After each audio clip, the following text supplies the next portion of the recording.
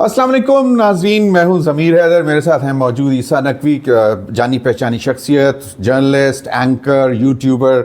बहुत बहुत शुक्रिया ईसा। ईसा, पोस्ट 10th में मैसेजिंग शुरू होगी। बिलावल भुट्टो ज़रदारी साहब ने अमेरिका में जाके कहा है कि जनाब अगर दोनों ममालिक की इंटेलिजेंस एजेंसीज मिलकर काम करें तो टेररिज्म के मेनेस को से निपटा जा सकता है। और आपको मालूम है कि 22 अप्रैल पहलगाम से लेके इंडिया ने 7 मई की 6 से और 7 मई की रात को जो जंग शुरू की वो एक ही प्रेमाइस पे थी कि दहशतगर्दी। देखिए, मेरा ख्याल है कि ये यू हैव टू अंडरस्टैंड कि इस वक्त एक मैसेजिंग हो रही है और बहुत सारे लोगों को ये लगता है कि अब ख़तरा जो है वो शायद ख़त्म हो गया है या टल गया है, या अब क्योंकि सरहदों पर सुकून हो गया है, अब कोई वो ड्रोन शरोन की परवाज़ नहीं हो रही। आहिस्ता आहिस्ता ये चीज़ें जो है वो शायद बैकग्राउंड में चली जाएंगी। पाकिस्तान और इंडिया के दरमियान जो स्टेटस को था या प्री अप्रैल 22 पोजीशन है वो बरकरार रहेगी, ऐसा नहीं है। देखिए, जो इस वक्त जिस जंगी जुनून में इंडिया मुब्तला है और जिस नहज पर, जिस सतह पर वो मामला ले गए हैं, उसने एक बहुत बड़ी गड़बड़ कर दी है। देखिए, जहाँ पर अब आप एक तो रस्म शुरू, जिसे कहते हैं ना कि रस्म शुरू करना बड़ा आसान होता है, रस्म को निभाना बड़ा मुश्किल होता है। सही। एक इंसिडेंट हुआ, टेररिज्म का इंसिडेंट, आपने उसकी बुनियाद पर एक ऐसी जंग छेड़ दी कि अब नेक्स्ट जो टेररिज्म का अगर इंसिडेंट होता है, या कितना आसान हो गया किसी के लिए भी कि एक वाकया करवा दो। सही है, बिल्कुल। और उसकी बेस इंडिया में उसकी बेस के ऊपर जो है ना ये सब कुछ हो जाएगा। ये जो बिलावल भुट्टो ज़रदारी ने कहा है, अब जाहिर है कि ये लगता ही है कि जैसे कोई बहुत ही नाइव, कोई बहुत ही बचकाना सोच वाला बंदा है। वो कहता है कि भाई ऑफ द कफ रिमार्क है, ISI और रॉ, it's not an off the cuff remark कि ISI और रॉ मिलके, भाई वो तो इल्ज़ाम ही ISI पे लगाते हैं। ठीक है, वो तो ये कहते हैं कि ISI ने करवाया। तो ये कहाँ से आइडिया आ गया कि ISI और रॉ मिलकर काम करें? तो ये तो आइडियल वर्ल्ड की एक ऐसी तखयलाती तसव्वुराती दुनिया के जिसमें सब बेहतरीन हो, सब ज़ाब्ते के मुताबिक चले। जबकि हम कहते हैं कि whatever is happening in Balochistan या जितनी दहशतगर्दी हो रही है, it's raw sponsored, raw funded और सब कुछ। तो व्हाई हैज़ इट हैपेंड? ये आपको इतना अरसा हो गया डिफेंस को कवर करते हुए, हमारे से तो आप बड़े सीनियर हैं, 25-27 साल आपने डिफेंस के मामला जो है उनको कवर देखे हैं, कवर कुछ कम किए हैं, लेकिन ये हाँ, लेकिन देखा है। आपकी याददाश्त में हो गया, आपके पाकिस्तान के जो टॉप 2 जनरल्स हैं, उन्होंने कभी किसी बैनुल-अक़वामी मीडिया को इंटरव्यू दिया हो ड्यूरिंग परवेज़ मुशर्रफ के पॉलिटिकल रीजन से? हाँ, उसके अलावा वो तो जब चीफ एग्जीक्यूटिव बन गए तो उसके बाद तो जो टॉप जनरल्स हैं उन वैसे मतलब जनरल मुशर्रफ के साथ इंटरेक्शन हो जाता था जर्नलिस्ट का किसी डिप्लोमेटिक फंक्शन में, या वैसे when he was not the chief executive, और वो एक अलग थी। लेकिन उसके बाद उन्होंने बाकायदा बात करना शुरू कर दी। इंटरव्यू, इंटरनेशनल मीडिया को इंटरव्यू जो है, no I can't recall any. हाँ, तो is given for a reason ना। जो आप जनरल साहिर शमशाद मिर्ज़ा ने शंग्रीला फोरम के मौके पर सिंगापुर में रॉयटर्स को इंटरव्यू दिया, फिर रॉयटर्स ब्लूमबर्ग जो है वो इंडियन CDS को इंटरव्यू करता है जिसमें वो अपने लॉसेस एक्सेप्ट करते हैं। वो ये कहता है कि अनिल चौहान का जो इंटरव्यू है, अब जब आप इसको देखते हैं उसमें एक चीज़ जिसको बड़ी खबर बना दिया गया, या जिन नुकात को ज़्यादा प्ले अप किया गया उस खबर में, जो जनरल साहिर शमशाद मिर्ज़ा ने कही थी, उसमें क्या था?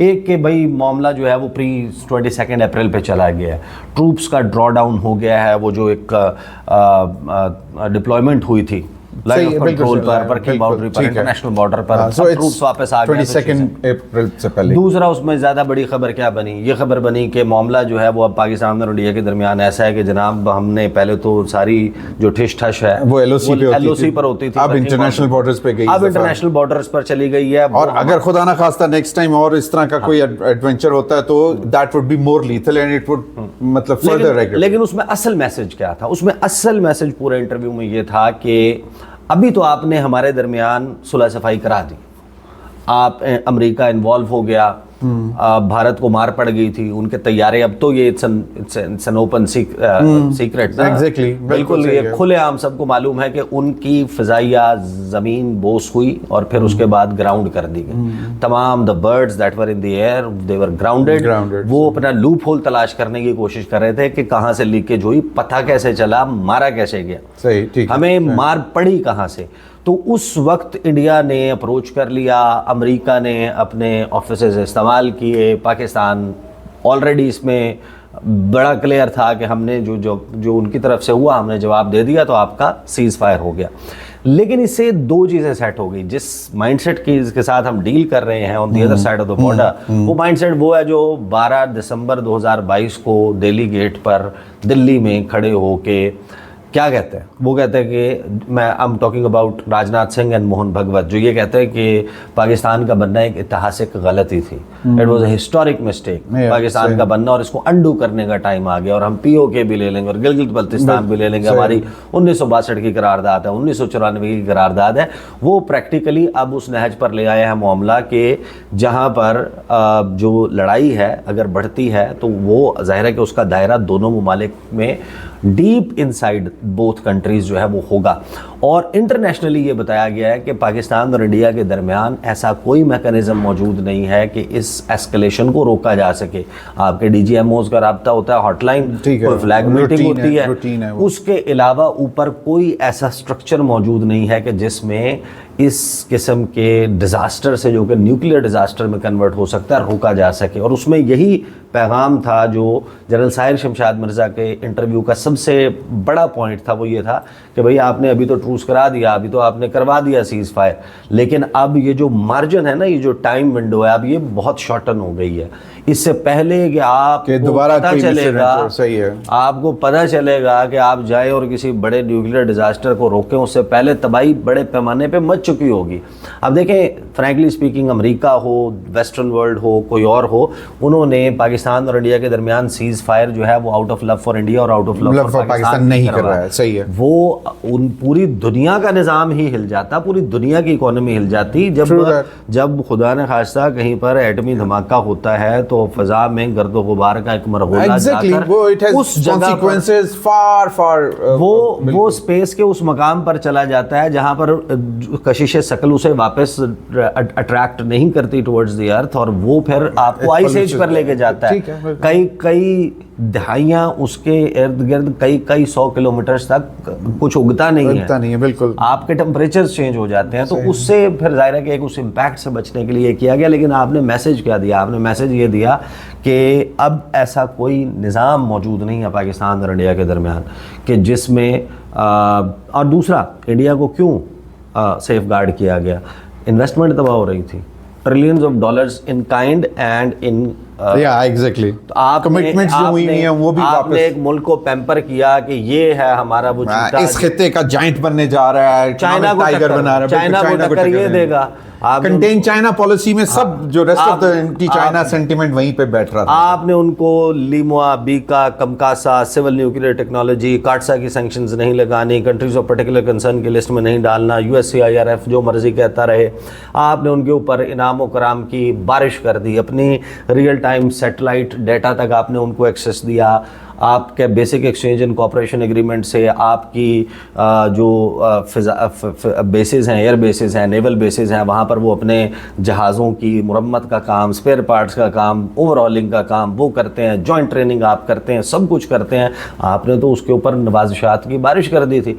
पाकिस्तान के ऊपर तो क्या लगा हुआ था? आपकी खबर क्या आती है कि पाकिस्तान जो है वो ग्रे लिस्ट में, पाकिस्तान जो है वो चाइना के साथ फलां डिफेंस कॉपरेशन नहीं कर सकता, पाकिस्तान के मिसाइल प्रोग्राम पे बिल्कुल ठीक है, बिल्कुल there is a long list फलां चीज जो पाबंदी। बिल्कुल। तो जब उसका फेंटा पड़ा है, जब उसको मार पड़ी है, तो उन्होंने कहा भाई पहले तो जरा बैठ के डिसाइड करो कि हमारी इन्वेस्टमेंट ठीक जगह पे थी कि नहीं थी। So that was one thing. नहीं, अब सवाल यहाँ पे ईसा ही तो ये जो कि ये तो सारा हम मतलब देखते आ रहे हैं कि what the West was actually banking on India, और वो किस तरह कंटेन चाइना की पॉलिसी पे काम कर रहे थे। Now to move on from this, जो जनरल साहिर शमशाद ने बात की है और जिसको बिलावल भुट्टो जरदारी ने जो बात की बाकायदा नाम लेके कि रॉ और ISI मिलके काम करें, अब आपका क्या ख्याल है कि how would India respond to this? India obviously India is not going to be welcoming to this, but the point is कि यहाँ पर ये जो but have we played well for the rest of the world कि जी we offered? हाँ, तो diplomatically तो अब आप देखें स्टार्ट का एक खैर इसहाक डार साहब ने जिस तरीके से आगाज़ में चलाया, दैट वाजंट समहाउ चल, द ठीक है। एक्चुअल थिंग दैट सही। He would have been doing.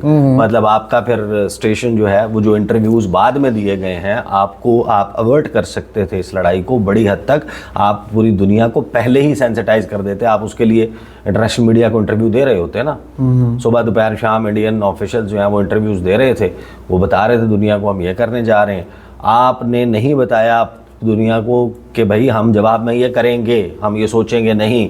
अगर आप ये कह देते तो वो जो बाद में डिप्लोमेटिक एफर्ट हुआ हो सकता है वो पहले हो जाता। सही है, ठीक दूसरा है। बार खैर उससे हटकर ये जो मैसेजिंग है, इस मैसेजिंग का बेसिक मकसद व्हाट आई अंडरस्टैंड इज कि एक तो ये कि जाहिर है कि अपनी तरफ से इस चीज़ को सामने रखना, दूसरा एक इवेंचुअली ऐसा मैकेनिज्म इवॉल्व करना। Remember that if he is talking about ISI and रॉ, तो ISI का चीफ जो है is the national security adviser.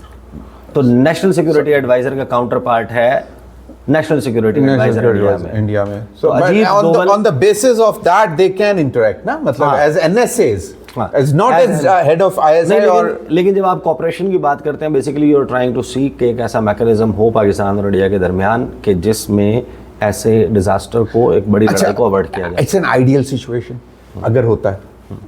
Do you agree? हाँ, I don't see it happening. अच्छा, you don't see it happening, but it is an ideal situation.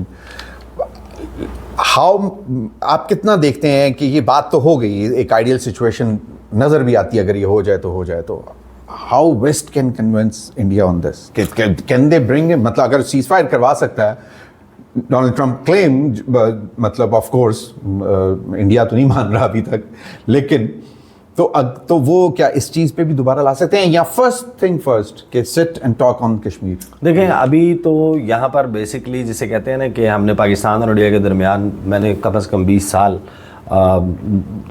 Actively as a reporter इसको cover किया, पाकिस्तान और India के मुलाकातें। हम टोन सेट करते हैं किसी भी मुज़ाकरात से पहले, टेबल पर बैठने से पहले डिप्लोमेसी की मैसेजिंग जो है वो की जाती है।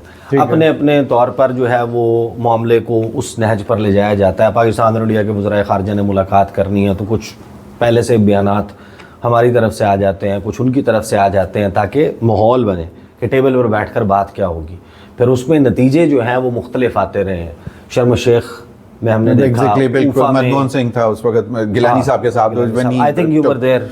नहीं, I wasn't, लेकिन but I was there in Bhutan SAARC summit पे। सार्क में थे, जिसके बाद में पता चला कि मियाँ साहब जो हैं वो गालिबन नहीं भूटान में यूसुफ रज़ा गिलानी, सॉरी, वो that happened in Kathmandu. That was in Kathmandu. In Kathmandu तो कि वो डबल स्वीट था और एक में सज्जन जंदल और एक में कोई दरवाजा था। तो बिल्कुल वो जो एक कनेक्टिंग थे, क्लेंडेनस्टाइन मीटिंग हुई, मतलब वो बिल्कुल वो डिप्लोमेसी नहीं चली वैसे। एनीवेज तो वो मोदी के साथ को मुलाकात, एग्जैक्टली मुलाकात हैज रिटर्न। हाँ, लेकिन खैर वो तो ऑब्वियसली इतनी ब्लैटेंट मुलाकात, तो वो लैंड कर जाते हैं बगैर वीजे के, बगैर इन्विटेशन के, मतलब तो वो तो फिर वो आप पढ़े ना, हॉस्टिलिटी पढ़े अब्दुल बासित साहब की किताब, वो बताते हैं कि जब वो हाई कमिश्नर थे तो यहाँ पर से क्या क्या डिमांड्स आती थी। सही है। इस्लामाबाद से, यानी मियाँ साहब से क्या क्या फरमाइशें होती थी, क्या अनुपम खेर की कहानियाँ और क्या सज्जन जंदल और क्या, चलिए ठीक है, वो उन्होंने एक अपनी एक diplomacy, cultural diplomacy. Other than that देखिए,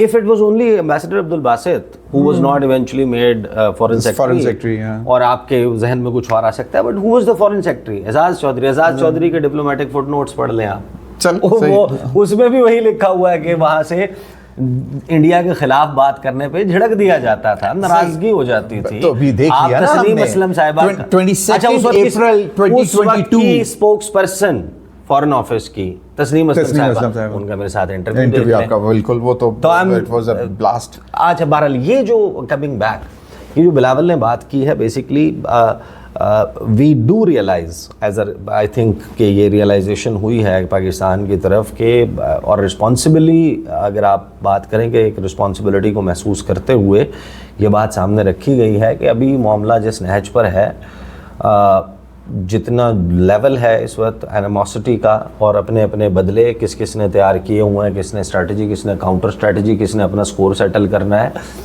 तो ये भी जहन में रखें कि जब बिलावल बाहर बात करते हैं और कहते हैं कि हमने 6 तैयारे गिराए लेकिन हम 20 गिरा सकते थे, या पहले उससे 10 की बात की गई थी ख्वाजा आसिफ या बाकी लोगों की बिल्कुल, तरफ से, बिल्कुल। जहन में सबसे पहला सवाल यही आता ना, तो गिराए क्यों नहीं, इतना अच्छा मौका था।